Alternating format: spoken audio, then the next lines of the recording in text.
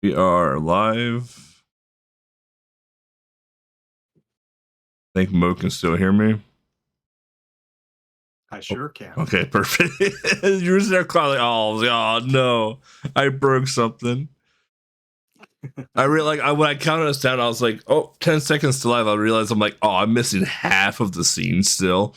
No BS. I was like, shit. All right, let me just quickly fix this. So, and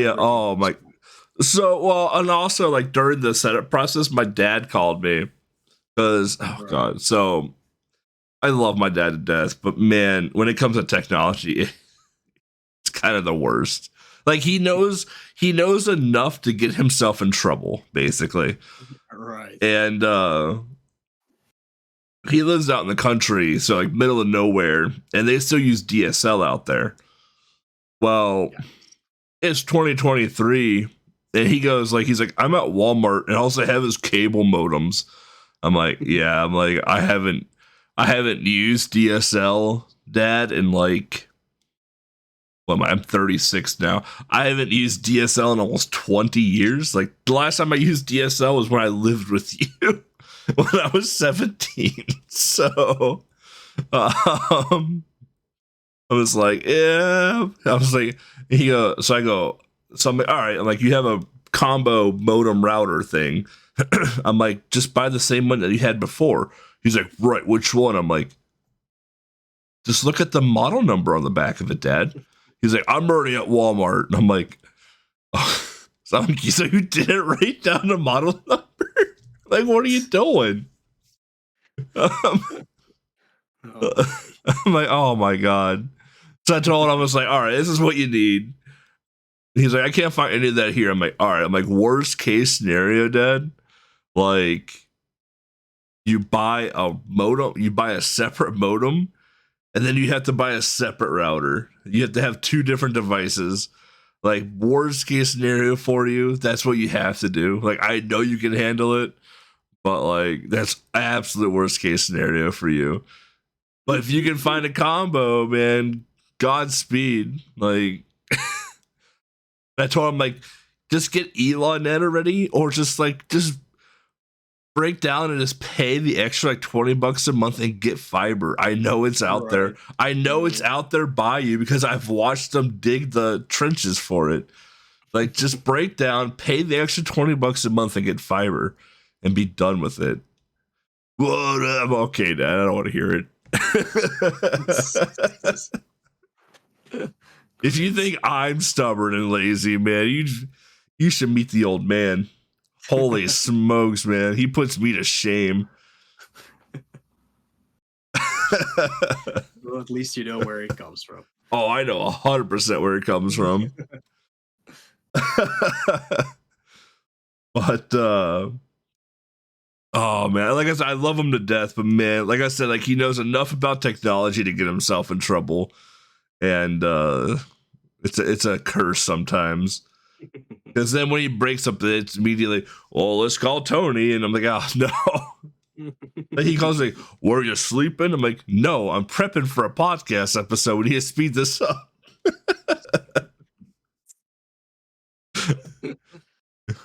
Jesus. He's like, all right, well, have fun with your podcast episode. I'm like, God damn it.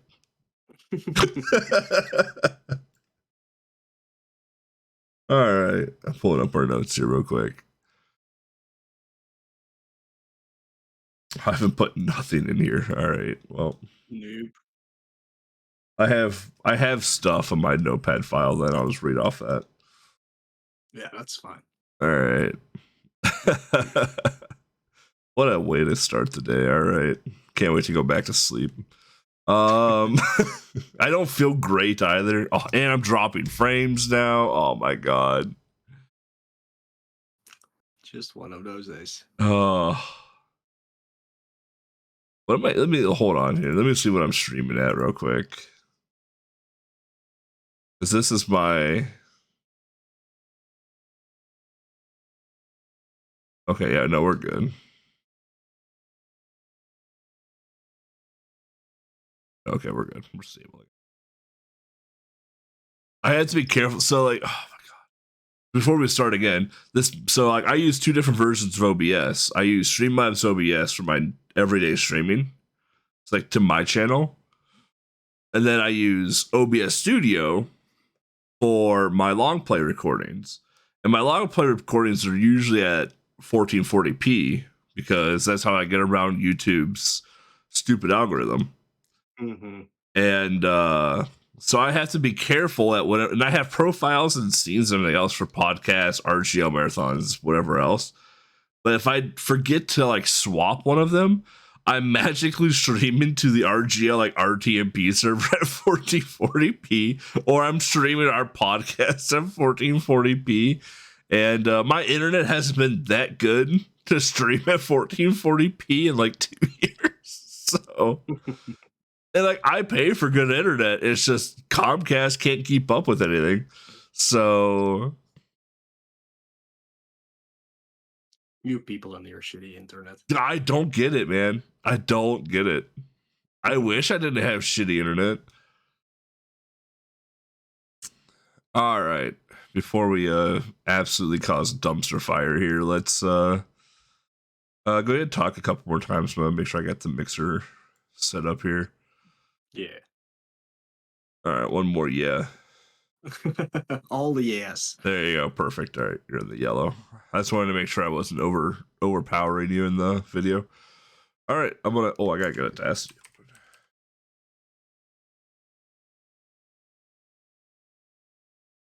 No, skip all the updates. Last time I updated Audacity, I broke it. Mine is perfectly fine. All right. All right, you ready? Yeah. All right, I'm hitting recording on Audacity in 3, 2, 1, record. Hit record in OBS, right meow. All right, we are recording on all platforms, and I believe it is your intro, even.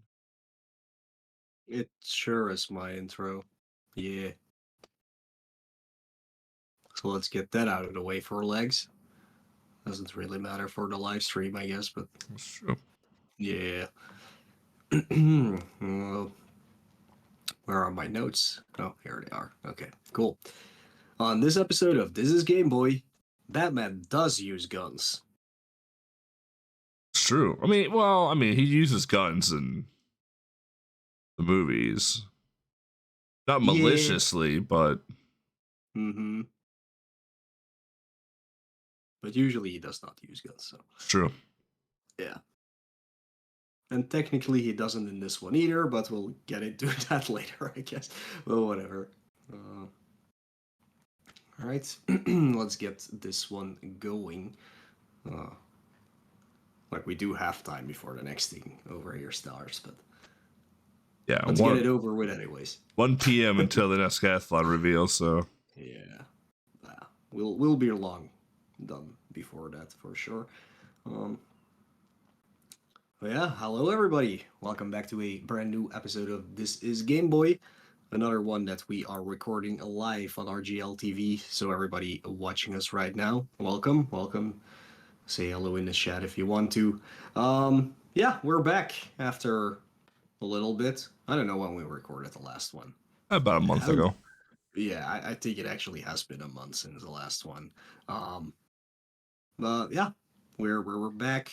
Last time we didn't do it live because we couldn't, because I think there was something else going on RGL at that point. But so yeah, we're live again, so you can actually see us doing this, or see us on YouTube later on when this episode gets uploaded. So usually we just go through this with what we have been up to, but I literally haven't done anything. I've done stuff though. So I don't know. Like I played a little bit of Mega Man Legends, and that's it. Like maybe an hour or two the past month. And Mega Man Legends, so yeah, I love that game, and I saw somebody else play it, and I was like, yeah, you know what, I want to play it again. So I did.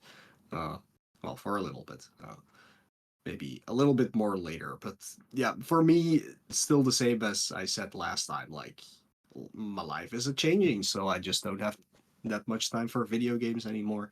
Um, it later on there will be more time again, but right now I just can't be bothered to do it, and I don't have the need to do it either. Like I'm a busy person, so uh, with better things than playing video games all day. So yeah, I haven't done anything like that at all. And more very fun changes are coming up very shortly for me, which is something I'm really excited about. So that's cool, at least. But yeah, That's awesome. it doesn't really reflect on anything for the podcast, of course, which is a podcast about video games. And if you're not playing video games, that's not very useful information, I guess. So, so yeah, that's my part. I played a little bit of Mega Man Legends. There we go. Oh, what have you been up to? Okay.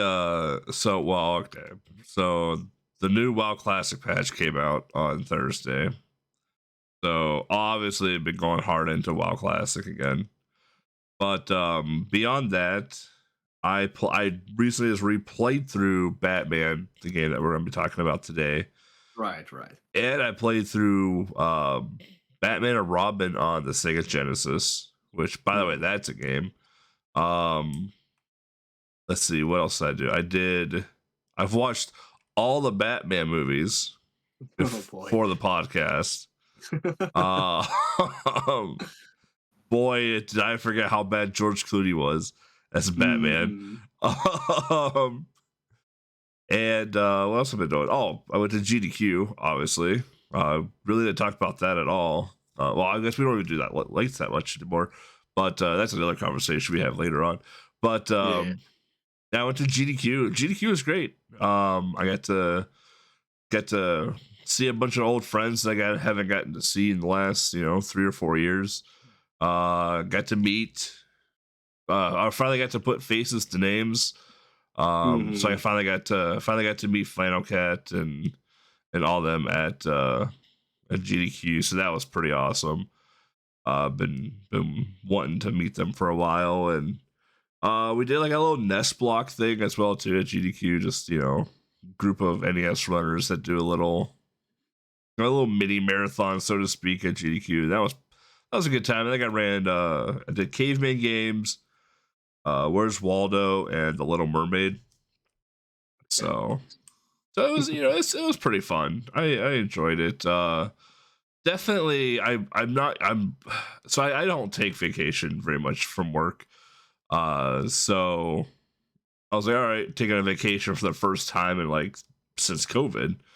And I was definitely wore out socially. Like mentally, I was pretty wore out by the end of it, just because I haven't been that social since 2019.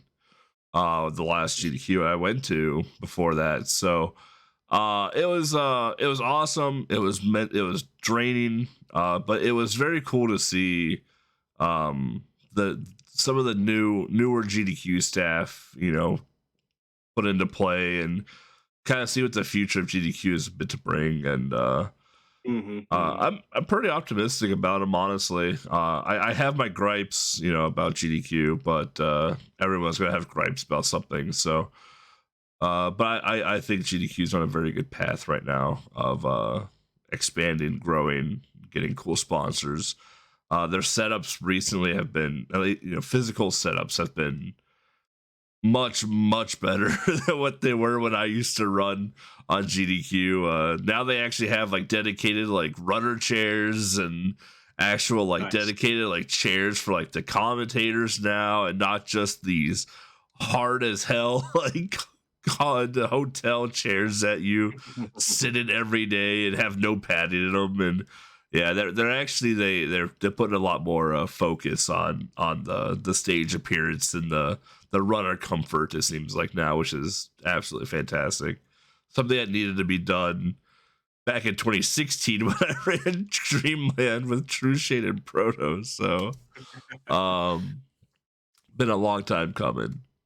But yeah, I know the event was awesome. The one thing I think my biggest gripe with the event was so much not with the actual event itself, but just I think it was the second night we were there.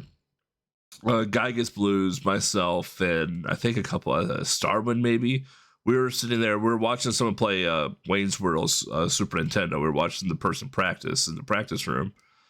And I was just being me, and I put on Wayne's World Game Boy and put in a bunch of the Easter eggs into that Wayne's face is like jump all over the screen, just being one of those people.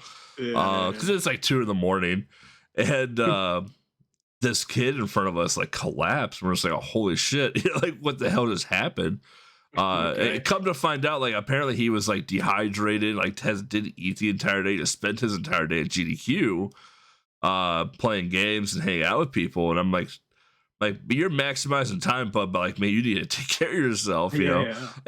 And one of the problems is that they have water jugs out there, but like since they're sponsored by Red Bull, they very heavily promote Red Bull. And like when I went to go get checked in, like one of the people asked me like, "Hey, do you want a Red Bull?" I'm like, "No, I do not want a Red Bull at 4 o'clock in the afternoon. No, thank you." But there's Red Bull tanks, kind of spread out all over.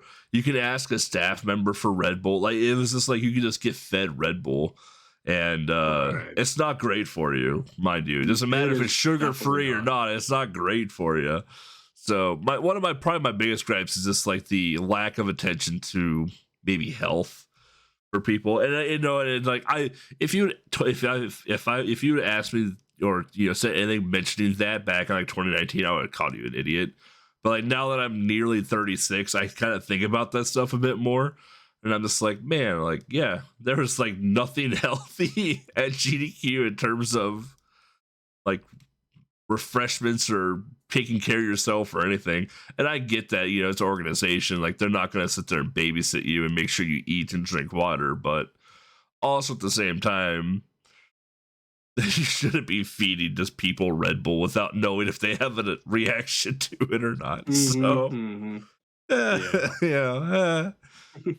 It's what it is, but I've been doing. So I did a bunch of that stuff. Gygus was cool, fun to hang out with him per usual. He gave me some Shin-Chan swag. It's sitting back there on the shelf right now. I got an Action Bastard figure from him, with Shin dressed up as Action Bastard as well. So yeah, I saw the pictures of that. Yeah, it's really, it's so really cool, so cool. Yeah, played some games with Infinite Mystery. I played Turtles in Time for the Super Nintendo for the first time ever with Infinite Mystery. So it was cool. It was fun. Awesome. It was a lot of fun. Yeah. Beyond that, for video game wise, I did Grimace's birthday, the unlicensed Game Boy Color homebrew from McDonald's. Oh right, I forgot about it. The newest addition to the unlicensed homebrew scene. It's incredibly short. It has a small story to it, but it's incredibly short. But man, it's super fun, and the music in it has no right being as good as it is. The music in it is way too good for what it should be. But I threw some speedruns at that. I was top 10 for a while, and then apparently the developer said, "Hey, you can do a bunch of stuff here." And, you can apparently skip levels and skip things like that and then now like the game is down to like 3 minutes. So that's literally nothing. Yeah. So, but super fun game. I highly recommend checking out. Like it's a web-based game. You can also get the ROMs for it as well too. It got rebuilt in Game Boy Studio 3. So you can actually get the GBC or the GB ROMs for the game. So highly recommend checking it out. It's pretty fun. It's more fun than it should be. Let's just say that. I also played Little Mermaid on Game Boy as well too. And pretty much I kind of in prep for the Conaut we did yesterday.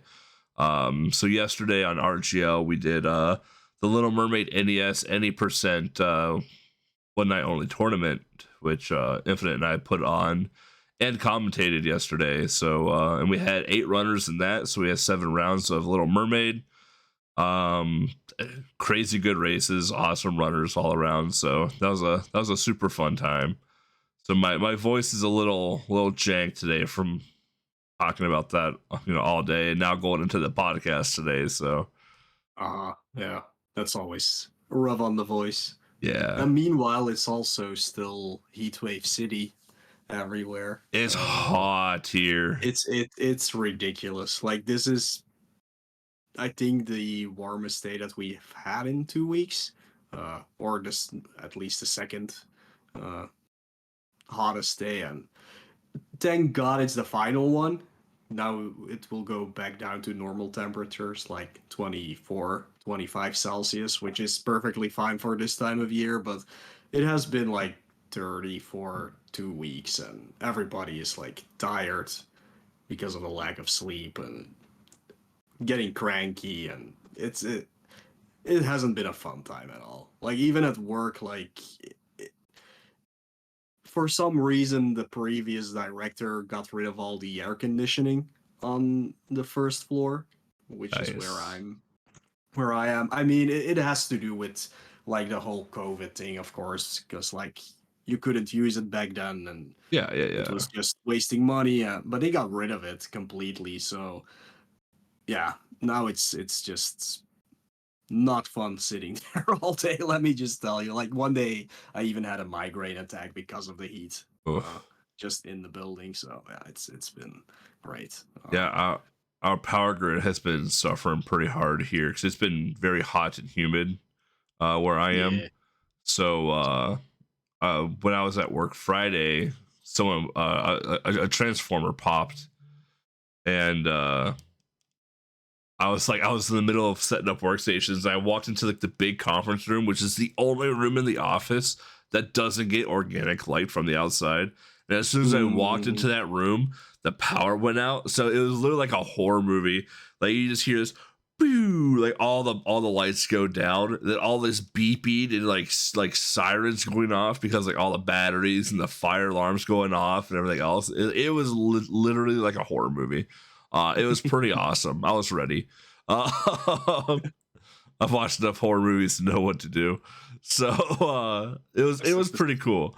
But it was also I'm just like, oh great. But that means the ACs get turned off because there's no power, which means now I'm yep. literally like cooking basically in the office. So it's like I'm just like Mhm. drenched in sweat, like trying to set up computers and stuff. And that was pretty miserable. Like I was telling Ed right before we went live, I was like, one of two things could happen. I could lose internet, which has been pretty consistent, or I lose power because someone blew a transformer from the air conditioner going on. So Amazing. yeah, Yeah, yeah. It's been too much. Like it can stop now for the rest of the year. Thank it you, can please. it rained here last night, so it's not as bad outside, but Yeah, it'll get bad again. we had one day of rain earlier this week, which was a godsend, to be honest. Like it was one day I could sleep well. But like last weekend I was supposed to go to a festival. But I knew from last year there was another heat wave during that festival, but then it was like 36 degrees Celsius. Everybody was like, never in my life am I doing that again because it's just not fun. Like there's no shade anywhere on the festival ground. If you go into like the tents or marquees where the stages are, it's even worse. You do not get any sleep there either. So I was only gonna go for one day. I mean, like that's more than enough for me. I'm too old to spend 4 days in a tent at a festival. Um, but yeah, it was like, yeah, it's gonna be 30, and I was like, nope, I'm not going. Like, I'm not gonna have any fun there. No, So I went to the beach instead, which helped a you know, lot because it was like only 22 degrees there. So that was a very very good substitute for not going to the festival. Yeah. crazy how we get older. We're just like, no, we're not doing that anymore. We're done. Yeah, like it's just not fun. Like No, like if I was in from my noon till 20s, midnight. yeah, if I was in my 20s, I'd be like, yeah, let's do it. I'm all for it. But yeah, Yeah. not Oh anymore. yeah. Yeah. Getting too old for that shit. Yeah, way too old. Uh, Speaking of getting too old for some shit, which yeah, no, actually, it has nothing to do with it. But so people who have been following us might have noticed that there hasn't been a light episode in between the previous one and this one. That is basically because we decided, for one reason, we really do not have much time anymore on our hands to do it, and the other reason is like it's sometimes very hard to come up with IDs for a light. Yeah. Like sometimes we really play a little game that's like, okay, we can talk about this on our own. We don't need to talk with two people about it. But as we have been playing less as well, we do not come across that many games like that anymore. And we're kind of getting through the library as well, basically. Like, okay, I'm like 510 games in or something. That's still a lot to go, of course, but yeah, we decided, look, we were just gonna spend the time that we do have to record these ones uh, on the actual episodes. Because we're also trying to do it live and we have to look at the schedule of RGL. For starters, we have to look at our own schedule. It's just easier to plan for us to make one big episode. And if we do ever find the need to talk about something on our own, we will record a light because we don't have to schedule around anybody else in that matter. Like we can just do it when we have the time, of course. So yeah, from now on out, there will be no scheduled light episodes anymore. We might still do some later on, but for now, we're just gonna do the main episodes once a month, hopefully. Yep. Yeah. All right. We did it. We did it. It's still under 20-minute intro. Look at that. Yeah. And I still haven't had to use my bathroom towel. I'm still holding on when I'm sweating. My voice is going away. I can already tell. I had to turn because my throat is so dry. I had to turn the AC off before recording, otherwise Lakes would have gotten mad from all the background noise.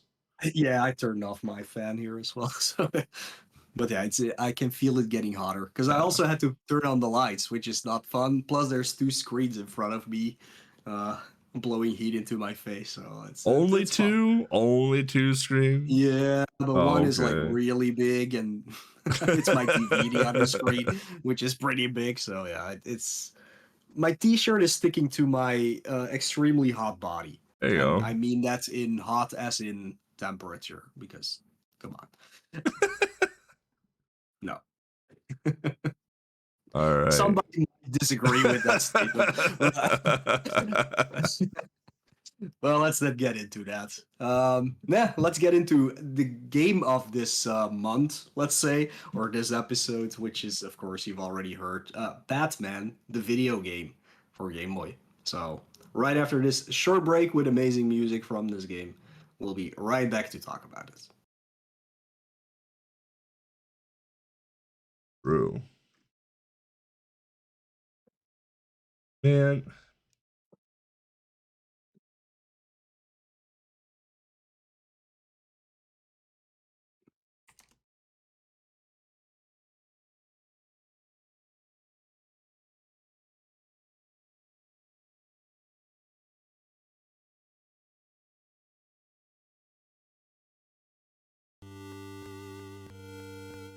Why'd I turn that down? Jesus.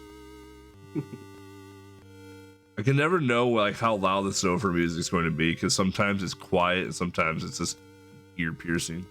Mm-hmm.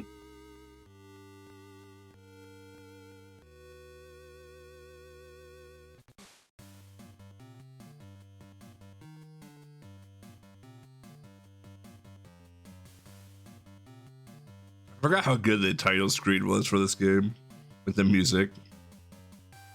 Yeah, everything. Like it's such an amazing soundtrack. Those were the days.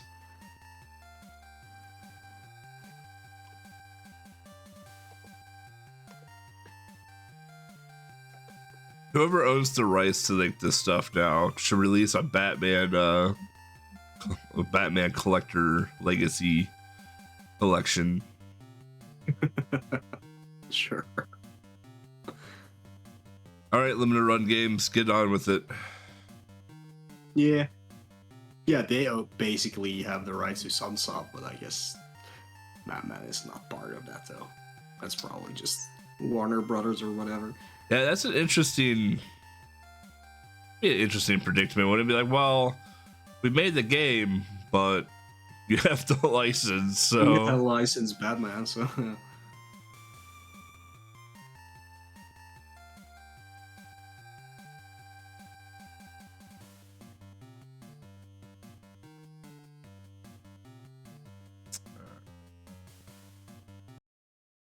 pause. All right. Oh boy, here we go. All right. All right. Welcome back, everybody. Hope you enjoyed that title song from Batman. I was telling Mo during break, the Batman music is, I forgot how good it was. And I literally just played the game. Um but yeah, Batman, or rather Batman the video game, was released April 13th, 1990, in Japan as just Batman, and then June 1990, in the US and in Europe in 1990 sometime, as Batman the video game. Developed and published by Sunsoft, so you know the OST is probably gonna be slapping pretty good. Composer is, oh God, we love Japanese names around here. Naoki, is that O? Naoki Kodaka? mm-hmm. Yep. Oh my, I'm so good at Japanese names. We can thank them for such hits as Batman. Is that for the NES? Yep, Batman for the NES.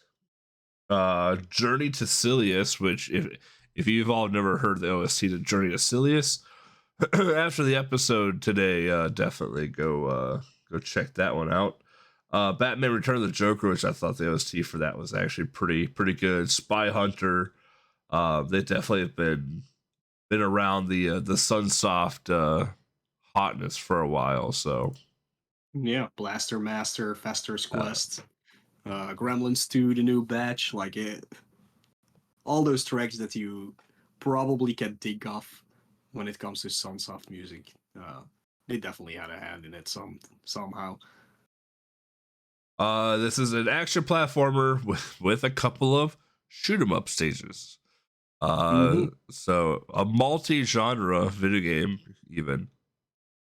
So some would call it. Kinda, yeah. You can call it that maybe. It's There's mainly an action it is platformer. mostly a platformer, yeah. Mhm. Um, yeah, the plot, like the plot described in the booklet is like basically the plot of the movie. Even though you're playing through the movie, kind of. So it's kind of weird that they written down literally everything that happens in the movie, especially because they're referencing people that don't even appear in the video game. Like it's dumb, but whatever. It's tying to the Batman movie, of course. Yeah. Um, so I'll just go over it real quick. What's in the manual? Gotham City. It's a dark city governed by crime and violence. The whole town is now in preparation for its 200th anniversary festival. Suddenly, the Joker, the city's master of evil, appears, spreading DDYD nerve gas. I have no idea what DDYD is, but some kind of nerve gas, plunging Gotham City into complete terror and chaos. Meanwhile, Vicky Vale, a shrewd photojournalist tracking the gas business scandal, is kidnapped with key information in her hands. Then, from nowhere appears a man with a mysterious black cape who rescues Vicky. Her life was saved. Who on earth could this dark figure be? It was. Well, it's Batman. This is his video game, of course it's Batman. As a child, he saw his parents lose their lives at the hand of an unidentified criminal. He has grown to be a man of justice who fights criminals to avenge his parents' deaths. Now, while fighting with the Joker, Batman recalls memories of his childhood and identifies him as the evil criminal who robbed his parents of their lives. It is the festival day of Gotham City's 200th anniversary, and the final fight is just about to start between Batman and the Joker. So I mean that's not even completely the movie. Like I don't know. It's a weird transcript of things that happens. But in the game you actually create a Joker as well. Like like it happened in the movie. So I don't know. This is just some plot that somebody has written down that has not much to do They with the they game, they to be they honest. watched Batman at face value, didn't fully understand what was happening, wrote a plot summary of it, Yeah. basically. Yeah, I think it's the same for the NES version of this game. Well, you cannot call it version. They're Like very the different games. yeah, the cool thing with this licensed Batman, the video game thing, it came out on NES, it came out on Game Boy, it came out on Genesis.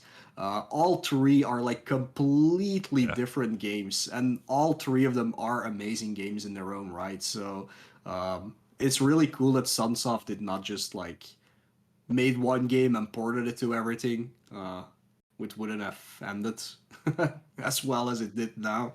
They actually put effort into everything. And yeah, you can see that they put effort into this one as well, even though it was still very early in the Game Boy library, like a second tier, 1990. Um, so a lot of people will probably look at this game and think like, is this a Batman game? This looks like a Super Mario Land clone or something like that, because it does use that kind of tile sets. It's not what you call it, but like it's very similar to what Super Mario Land did. Like they definitely took that as an inspiration to build this game. I would say Mario Land was the baseline for these types of games Yeah, to start out in a way. yeah, for sure. But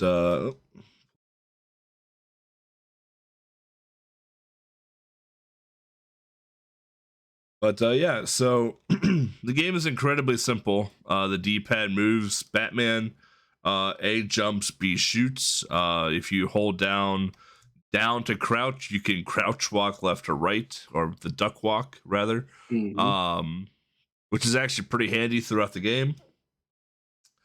And if you hold if you hold A down, you can shoot forward during the shoot 'em up stages. And if you press B or hold B down, you shoot backwards in the shoot 'em up stages. This game is actually pretty cool where you can shoot both front and back. Incredibly helpful during the shoot 'em up stages as well. Instead of mashing, you can just hold down the buttons and it'll auto fire for you as well. Hmm. Hmm. So yeah, like we mentioned, this game is jokingly called Bad Gun by literally everybody because it's one of the few Batman games where your main attack is just shooting. But technically, he's not using an actual gun. He's using a spear, the Bat Spear, which has different like power-ups that go with it. But yeah, in other Batman games, you also can use like your fists mainly to do damage. It's what he's mainly using. But in this one, like your only form of attack is using that spear gun. Luckily, there are many upgrades to the spear gun. Um, and Yeah. we'll go over them real quick. Um, but the way this game works is there's blocks spread out through all the stages that you can shoot. The black ones, I assume, or more gray ones, or more green ones if you're playing on an actual Game Boy, are the ones that hold items for you, and you can find like weapon upgrades in that.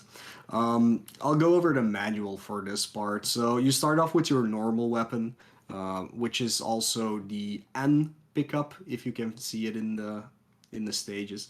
So Batman is equipped with this weapon from the start of the game. It can be fired a full distance across the screen, but it's not capable of firing through a wall obstacle, so you cannot shoot through walls to take out enemies that way.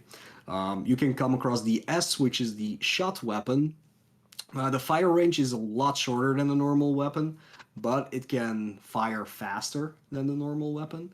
I would avoid this one at all It's the times. worst I weapon in think the game. it's really bad. Yeah, like normal weapon is also pretty bad, but it's just your standard weapon, so that makes sense. But the shot weapon, I think, is one of the worst pickups you can do. Usually, they also place it in parts where you kind of quote unquote failed to take the proper path through the stage.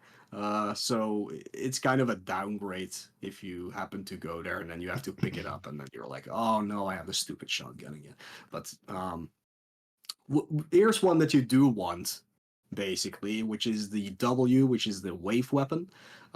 This weapon's capable of wave firing through wall-like obstacles and can fire full distance across the screen. It's basically your wave beam from Metroid. It goes a little bit up and down, so it's good to hit enemies that are a little bit above or a little bit below. It's a very cool weapon to have. It's not always super useful, especially not during the final boss fight, in my opinion. But it's a pretty cool weapon that has a lot of spread throughout the stage, so you can take out enemies easily. After that comes the P, which is the power weapon, which is basically an upgraded version of the normal weapon, and it can go through wall-like obstacles. So it's the better normal weapon, and in my opinion, also a pretty good gun. As a standard weapon, it's a pretty good gun actually to have, and I'll come back to the power weapon later in this episode. You also got the Batarang, which is the R for some reason. Like everything started with the letter that the actual description starts with. R for Batarang, man. You know. Yeah, R for Batarang, sure. So this shoots Batarangs, and they only travel a short distance, but they will return, so you can hit enemies multiple times with them. And again, it can go through walls, so you can take out enemies from afar that way. Then you have the Tranquilizer weapon, which is the T, if you can find it. I think it only shows up once in the game, actually. I think so too. Maybe twice. Like, I don't know what it's supposed to look like. It kind of looks like some kind of sound wave that comes out of it. It's super powerful. It's the most powerful weapon in the game. It can fly through all the objects, and it does not like waste a bullet if it hits an enemy. Like it keeps going. So it's a pretty good weapon to have if you can keep it. But that's harder than it sounds, to be honest. Yeah. So yeah, maybe I'll go into a little bit more when it comes to the weapons. All of these weapons can be upgraded or downgraded. I don't know if there's a max level. I think there's a different max level for each of the different weapons. Actually, go up to 7. There are like these two things you can pick up. One is like a white box with a gun in it, or the spear gun in it. The white box will upgrade the weapon one level. The black one will downgrade it. It basically lets you shoot multiple projectiles faster. That's what it does. The only thing it doesn't apply to is the trank gun. Yeah, maybe. Yeah. Again, I can't really hold on to the trank gun a lot, so I never get to use it.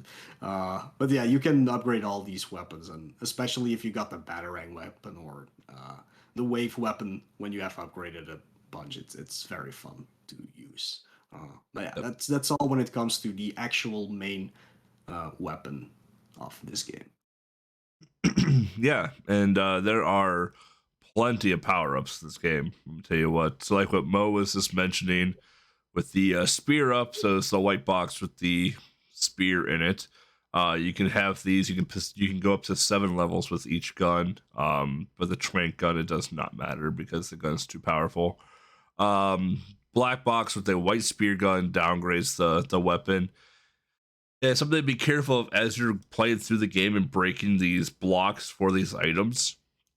Some of these items that they'll put in front of you are going to be items like the spear downgrade or the shot weapon or something like that. Like something you absolutely just do not want. And you either have to say the hell with it and just take it, or, you know, somehow finagle your way around the power up. 9 times out of 10, you're going to take it and deal with it. So, So, like, knowing where the things are, like, you know, second, third playthroughs and stuff like that, or if you're speedrunning the game, is definitely a need in terms of that. So, then we have the Batwing. This flies around Batman. and it protects them from enemy fire. And you can possess up to 4 of these. They disappear every time Batman takes damage. And you can get these little things that look like a pill, and they're called faster bat wings. So what it does is that it makes the bat wings around Batman rotate faster. There's another thing called a smoke bullet, which they don't show up all too often, but they do show up once in a while. It's just basically a screen clear. You grab it, it kills everything on the screen. And then it wouldn't be a retro game without points. So we gotta have points. So there are B icons called bonus tokens, which gives you 5,000 bonus points. And I believe after you've gotten 100,000 points, you get an extra life. I have literally no clue. Yeah, after you get so many points, you actually do get an extra life. So the bonus points, even though you're probably not going to go out of your way to collect them, they do serve a little bit of a purpose. Right. And then you have the heart icon, which gives you 1 increment of life in your life gauge. So in the game Batman, if you're watching this live or on YouTube right now, you can see that in the top right-hand corner next to the X4 is a little gauge there. And even though they don't have it segmented out in increments, it does come out in little chunks. So one of those hearts, fills in one of those chunks missing. And then we have the Batman head, which, well, gives you an additional Batman, gives you an extra life. So, yeah. There are actually plenty of those to find throughout the stages. There are a lot of extra lives. Yeah, not even hidden very well. No. I mean, they're usually very easy to get to, so when I can take advantage of it. When I played this, I played this last weekend actually. I between extra lives from points and just finding the extra lives in the stages, I think I ended up fighting the final Joker fight with, I think, like 11 extra lives. So yeah, it's easy to get them.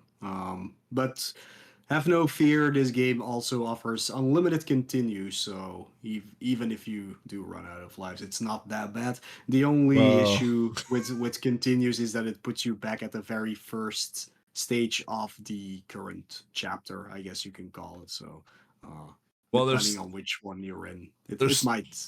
There's 2 big issues with having to continue. You start out at the start of the world again. So if you're on World 4, you go back to 4-1. The biggest issue is you lose your gun. No, you don't. No, you don't.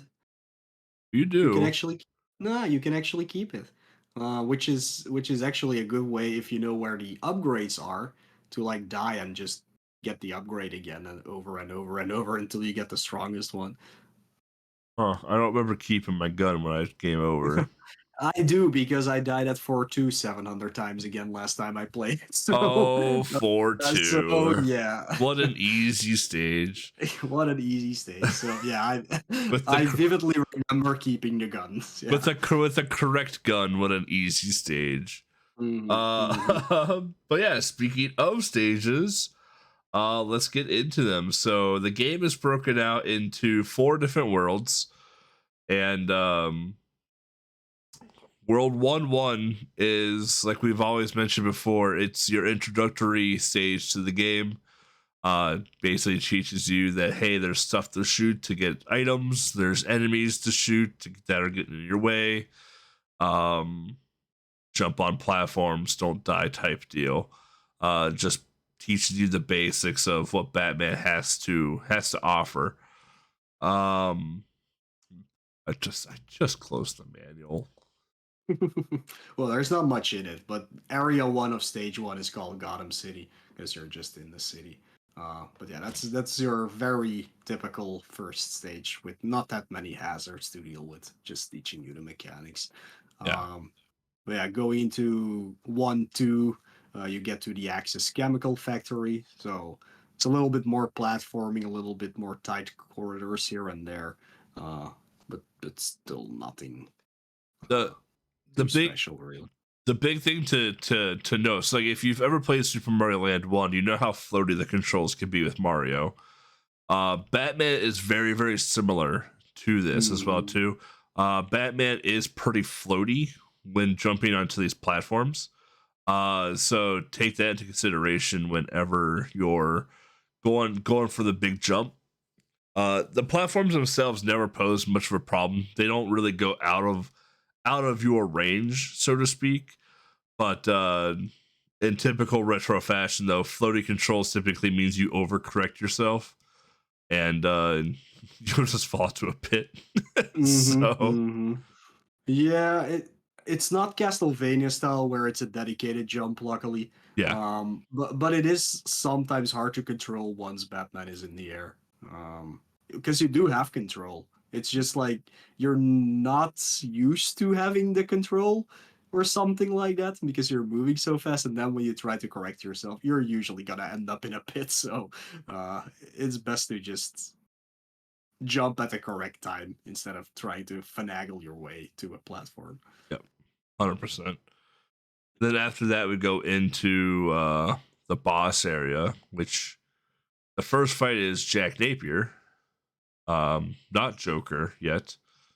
You can fight pre-Joker, so to speak. So if you don't know the story behind Jack Napier, is that he used to work for, I believe, it was the CIA in the chemistry department, and when he was released, he stole the file for the DDID nerve gas agent, and was going to use that on Gotham. So Yeah. And he was well in the Batman movies, working for like another criminal. I don't remember who, but whatever. Then he kills yeah, him. yeah, yeah. It's. I mean, go watch that movie. It's the best Batman movie there But is. it's So by come it on. has Michael Keaton in it, so it's by Yeah. far the best Batman. Right. Yeah. Just go watch the first two Batmans, Batman and Batman Returns. Hmm. Hmm.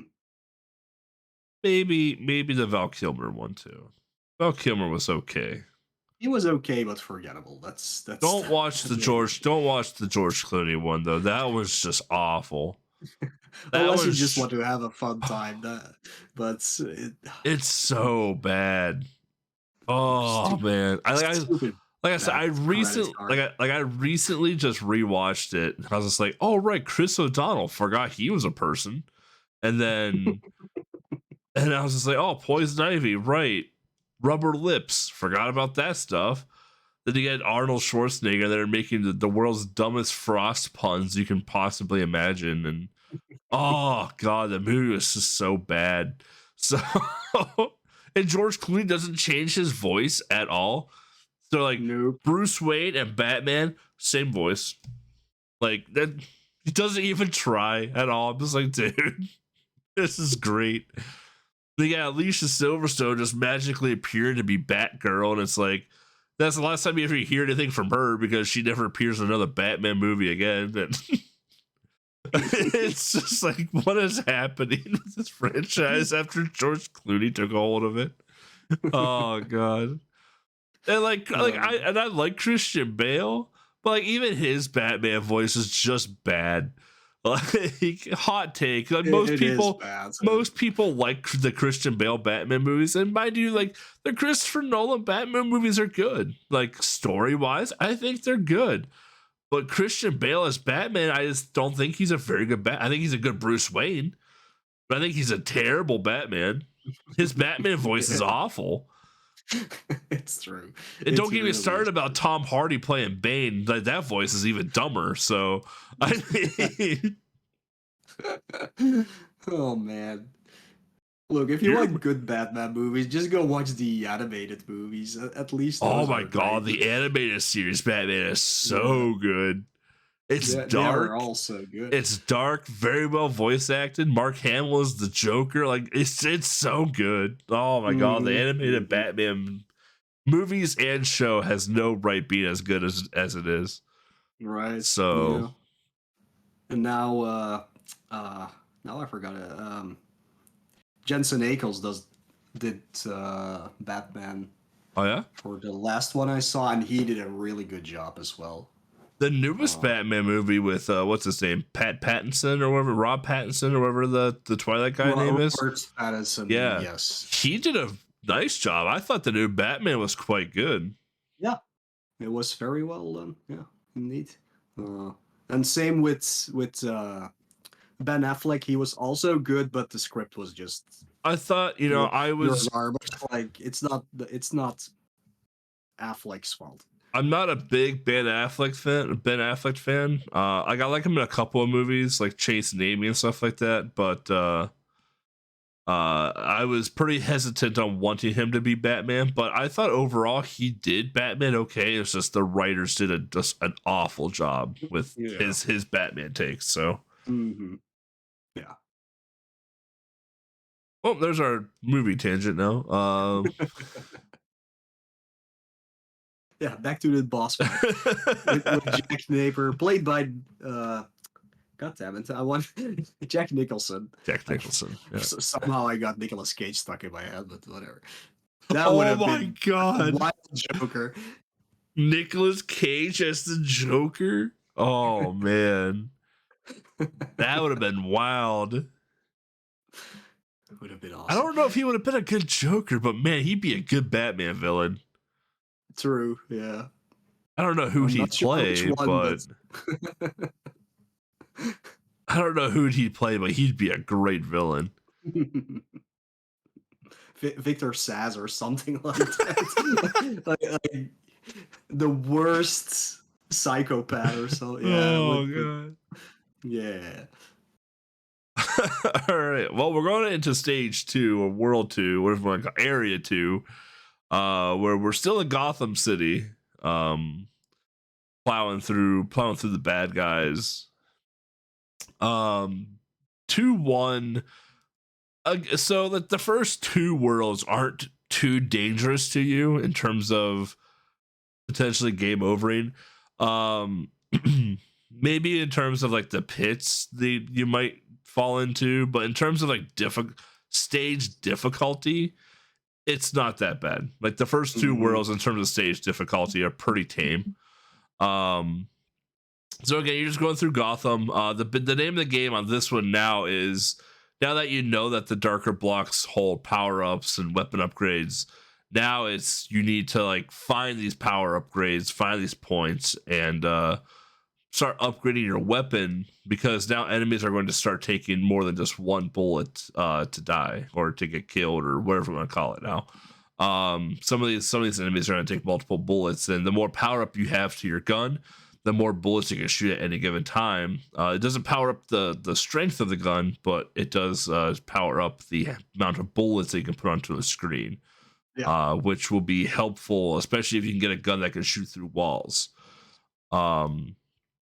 As you can preemptively shoot through a wall, kill an enemy, and then jump over the pit and not worry about Batman taking damage. So it's definitely something to take into consideration when playing through Area 2. After that, you go into the Flugelheim?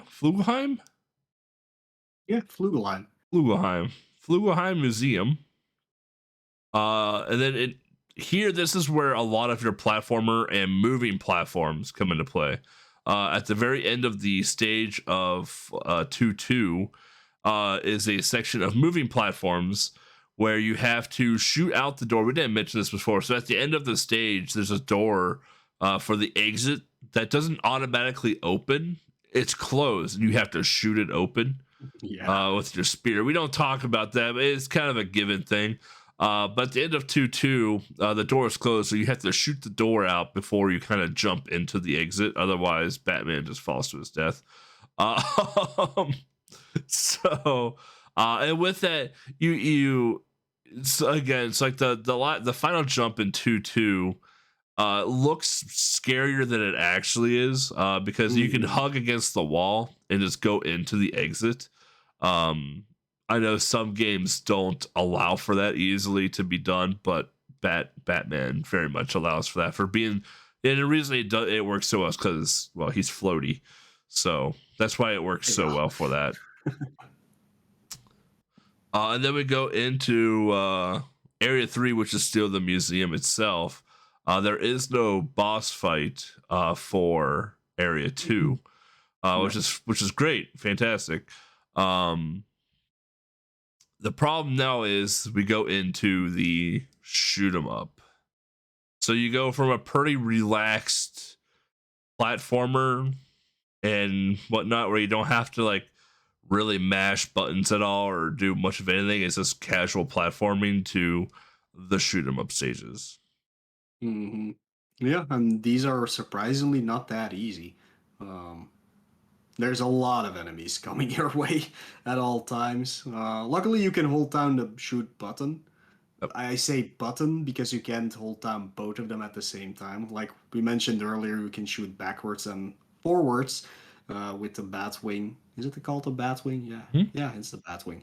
Yeah, but yeah, you can only do it in one direction. So you can only hold down A or hold down B. The speed at which you shoot is pretty okay. Most enemies do die in one hit, except for like the mini bosses and a lot of bosses that will appear throughout the 2 stages that you will be playing a shoot 'em up. You can still only take 4 hits. Like we didn't really mention that, but your health bar it's 4 hits.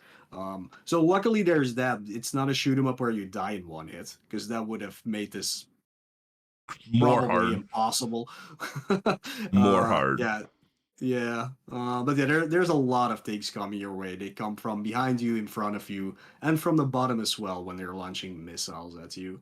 Um, at the end of the first stage, you get to fight this weird satellite boss thing that opens up. Like, it doesn't really fit as a Batman thing to fight. It looks like something from R Type, or I don't know. Like it's a very weird thing, and it does take a lot of hits to take these bosses down, which is the big problem. Trying to survive throughout the stages. Um, when you go into the second part, you're flying through the festival basically because there's all these balloons in the air that you actually have to dodge. You cannot shoot those, and this particular stage also offers 2 bosses. First, there's a plane that's starting to chase you, and then there's the helicopter, which is very annoying if I'm thinking about the right boss, actually, because it launches these missiles that you have to dodge in a pattern, and you cannot really hit him a lot during that time. So this is a boss fight that can take a lot of time and practice. And sadly, if you game over, do go back to 3-1 if you're in 3-2. So that's not fun. So yeah, it's a nice breakup from the normal platforming stages. But they made the shmup section maybe a little too hard, in my opinion. Well, the reason it's too hard is because it doesn't drop any health. True, yeah, you So cannot get any health when you're back. in the So. when you're in the shmup sections, there is no way of getting health back. So if you take a bunch of damage in the just normal stage and then go into the boss fight with 1 hit point of health, like that's all you're getting. So it's a Mm-hmm. lot of understand. It's a lot of knowing and precision flying, honestly, to not take so much damage while going through the stages. Yeah. The shmup stages, although like for the most part, compared to like an actual shmup game, easy. It's very easy to take damage in these stages as well. So Mm-hmm. Mm-hmm. um, that's the big problem. And like what Mo was mentioned, like the satellite in 3-1 is pretty simple. It does do a bullet dump in front of it, but like you shouldn't Mm-hmm. be directly in front of it. Like let's be fair. But like 3-2, you fight 2 different bosses. You fight the shredder airplane. I call it the shredder airplane because the front of it looks like the shredder helmet from Turtles. Okay. Um, which is an incredibly easy fight because it just shoots a couple bullets at you and then kind of charges at you and goes back and does just rinse and repeat. The helicopter, however, is if you're going to die in 3-2, that's where you're going to die. Mm-hmm. Because the helicopter does a line of bullets in front of it, and then they shoot off and they home into Batman's last known location. And Yeah. it's really hard to shoot the helicopter in that sense because you're dodging bullets while shooting through a bullet wall. And then it's a multi-phase fight. So once you've done so much damage to the helicopter then is going to shoot off 4 different projectiles that go into the corner of the screen. And Right. and those Yeah. are going to shoot bullets at Batman while the helicopter is shooting a big missile into the middle of the screen that then breaks off into multiple bullets. There's very little real estate on the screen that allows Batman to not take damage during this section. Mm-hmm. I call that part of the fight the race to the finish. So because either Yeah. you're going to die or the helicopter's going to die. So Yeah. It's a very tough boss fight to yeah, put in that section, especially because it's two of them right after each other. yeah, Yeah, and they take way too many hits to way too take many down. hits. Yeah. I would say every boss in the game is a bit of a bullet sponge. Um, however, the human bosses, Jack and the Joker, um, they actually have weak points on them. So Yeah. if you actually shoot them in the head with your spear gun, you can actually do more damage to the actual boss. Now, this game suffers from something that Mo knows I hate a ton. It doesn't have any boss bars on there or boss health bars, and it drives me nuts. Any game that doesn't have boss health bars just absolutely piss me off. Um, I want to know how close I am to the goddamn boss being dead. Yeah, so, and It is useful, yeah. this game doesn't have it. So like when you're sitting there laying bullets into the Joker or Jack Napier and he ain't dying after 5 minutes of putting bullets into him, you go to think, am I actually doing damage to him? Because he doesn't blink, he doesn't do anything when you shoot him. He's just there, so you don't know if you're hurting him or not. So like, hey, Sunsoft, I know you're not a thing anymore, but boss health bars would be great next time. Hot fix Please it. patch. Give me the DLC, please. Thank you. Um, so, um, so yeah, I mean, but these enemies in the shmup section do not have, as far as I know, as far as the speedrunning community knows, there is no weak point to these bosses. So you have to play kind of perfect. Right. Then we then we go into everyone's favorite world, World 4.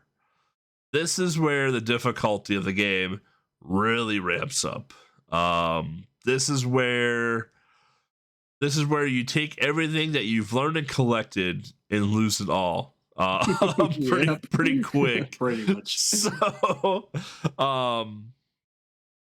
as you progress through 4-1, 4-1 isn't all that bad. It's fairly similar to the first two worlds.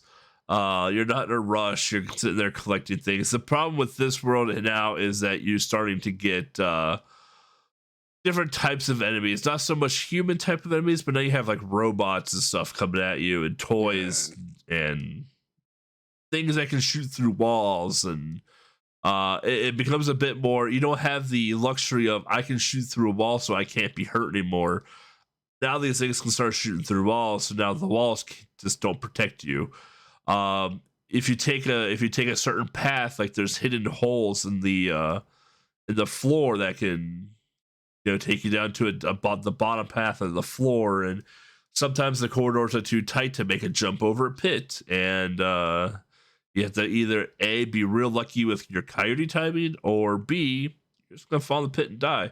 So some of the jumps now become very, very tight jumps, and thankfully Batman is really good at clipping onto the corners. So it helps out quite a bit. Then we get into everyone's favorite stage of the game. Why did they do this? This is by far the hardest stage in the game. 4-2. I've seen people getting stuck here for hours. Yeah. Literal hours. 4-2 is an auto scroller. And not just any auto scroller. This auto scroller is fast. It is not a slow auto scroller. And the level design still follows the same design as the previous worlds. So world 1, 2, and 4-1, which means that there are blocks in your way that you need to shoot. There are tight jumps that you have to make, and there are enemies on said tight platforms that you need to kill before you can jump on them. Yep. All while trying to outrun the autoscroller. This stage is incredibly difficult. If you were to get stuck in this game, this is the stage you would get stuck in for a very long time.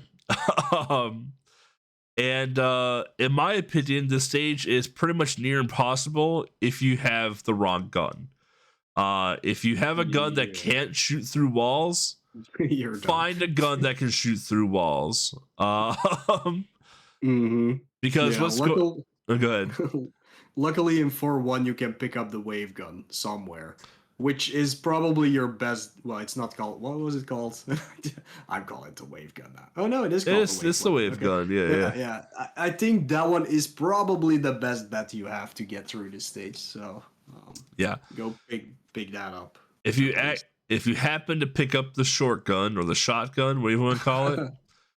There is there is the P gun. I call it the P gun. The P gun is there. Yeah. The power gun.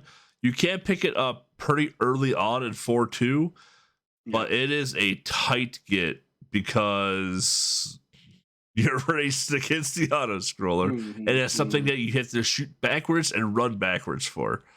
And something that we didn't mention is that once you've broken a power up block and collected it, some of those blocks don't come back until you game over. Yeah. So that's a thing. So 4-2 is a disaster case, and then halfway through 4-2 is nothing but small platforms to jump across. And all these platforms have little robot turrets on them that shoot at you. And they do 3 shots at any given time. So that means you either need to wait for the 3 shots or tank the 3 shots. Now, mind you have 4 hit points this entire time, and during this level there are only maybe 2 hearts throughout the entire stage that you can collect. So not only do you have to worry about your health management now, but now you have to worry about, is it better to take the hit or is it better to wait and potentially die to the auto scroller?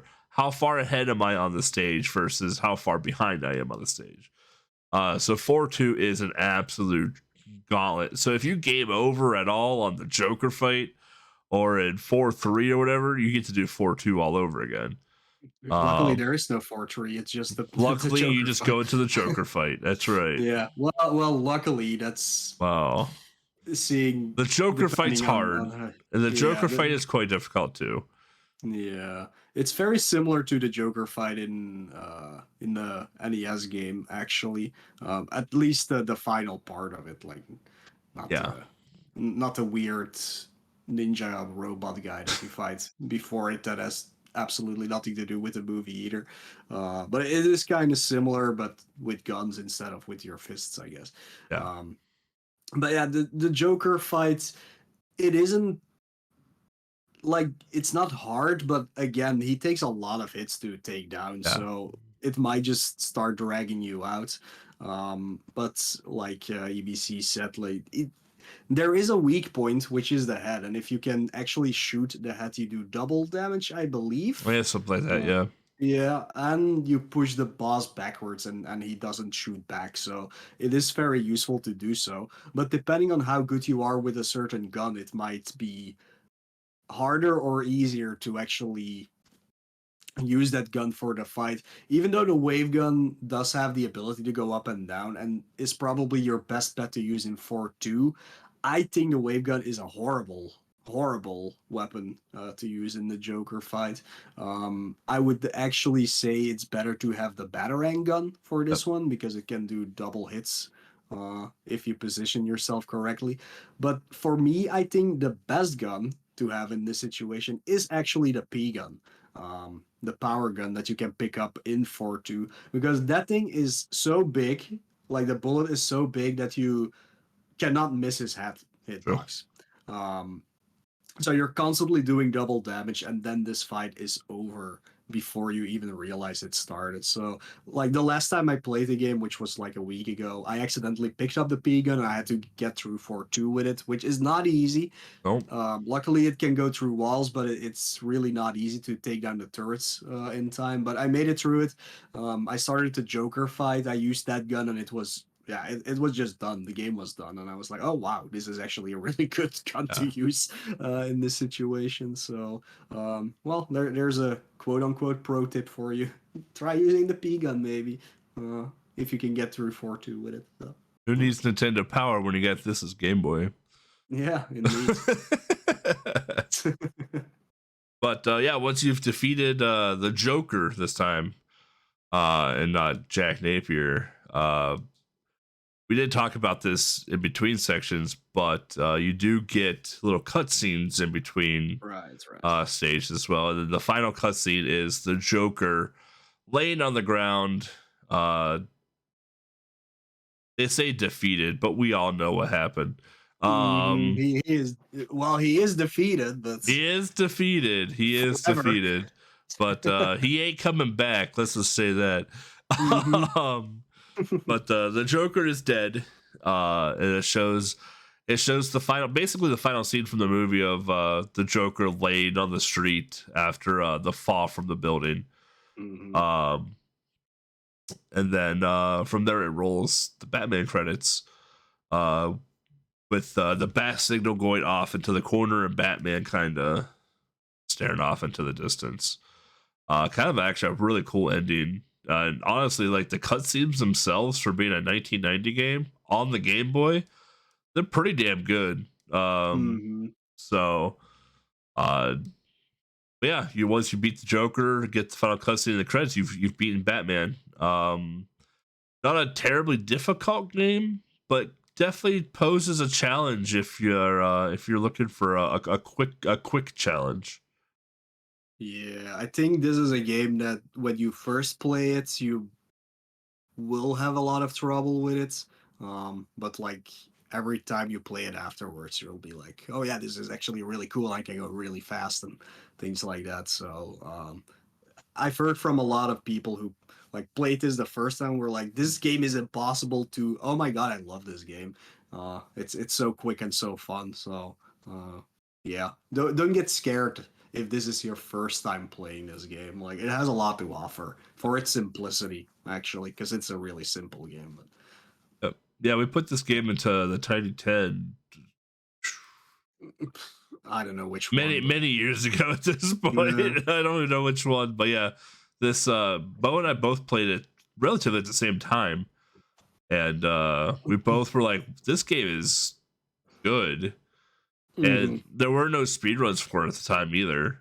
So, but like our casual playthroughs were sub hour, so we're like, the hardest stage is 4-2. If somebody can figure out 4-2, then Then you're good, you're good to basically. Yeah. go. Yeah, and then we put it in a Tiny 10 and people figured out the headshots do double damage and people found routes, and now there's a pretty nice routed speed run for the game now. Mhm. I still want people to go challenge the record of it, but I still think the game can be drastically improved. But um very cool game, very easy speed run to get into as well too. There's no real glitches at all. It's a lot of it is just uh pure talent, honestly, just Yeah. pure gameplay. So, but yeah, let's talk about the box art real quick here. So the box art for the game on the Game Boy is literally the same box art as it is on the NES. And the And the movie, and the movie, and I believe the Genesis game as well. I think so. Yeah. Um, so think of the Batman movie poster from 1980. That's when the movie come out, 88, 87. Something like that. Yeah. It's Batman in gold trimmed, all capital font with the Batman emblem embossed in gold. Then underneath that just says the video game. You can tell someone just added that in. So it's basically the movie poster from the OG Batman of Michael Keaton's OG Batman, and that's the cover Yeah, art. You don't need that's it. anything. You don't need anything special for it. Honestly, it works as is. It's perfect. Yeah, it is all you need. Like it doesn't have to be anything else. No. And then yeah, I didn't have any trivia points for this game. Did you? Yeah, I have one. There's actually Oh yeah. there are a few cheats in this game that you can try, like level select and things like that. But there's a really fun one you can use during the shmup section. I'm not going to explain it. It's very easy to put in, but basically you can increase and decrease the speed that your well the fire rate of your bullets. So if you put it to max, the shmup section becomes trivial. Like even the boss fights are over in 3 seconds because you're shooting so much. Like I took down the helicopter boss without him even getting into his second phase. So like for if you're playing it casually, maybe you have some issues during the shmup section. Just try and use that cheat code. Um, Wow. and everything will work out fine. It doesn't affect anything of the rest of the game. It's really just the fire rate of the Batwing. So I thought that was a pretty cool cheat. Like I've never really heard of a cheat like that in these old games, so I thought it was pretty cool. Can you believe Mo is telling people to use cheat codes in a video game? Very much.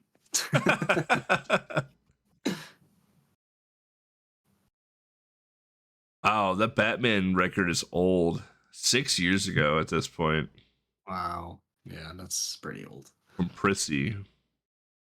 Right. Wow.